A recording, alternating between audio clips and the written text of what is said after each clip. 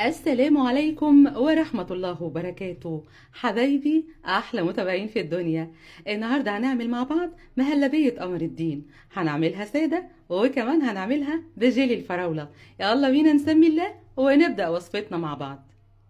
النهاردة هعمل معاكم حالة سهل وبسيط. هعمل معاكم مهلبية قمر الدين بجيلي الفراولة.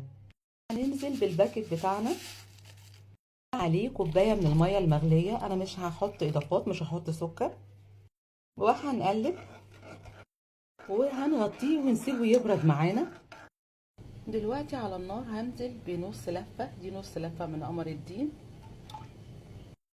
القمر الدين بتاعي دي نص لفة من قمر الدين، نزلت عليها بكوبايتين من المية المغلية، سبتها لمدة ساعتين. بعد كده ضربتها بالهاند بلندر، ممكن كمان تضربوها في الخلاط، واضفت لها نص كوباية من السكر، وطبعا السكر بيبقى حسب الرغبة.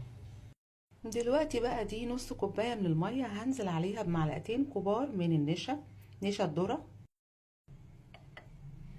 وهنقلبهم.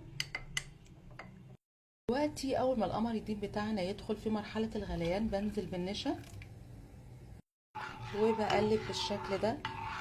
دلوقتي بقى هنجيب البولات بتاعتنا وننزل فيها بقطع من الموز، وده اختياري، وننزل عليها بالجيلي بالشكل ده. ودلوقتي بقى هندخلهم التلاجة.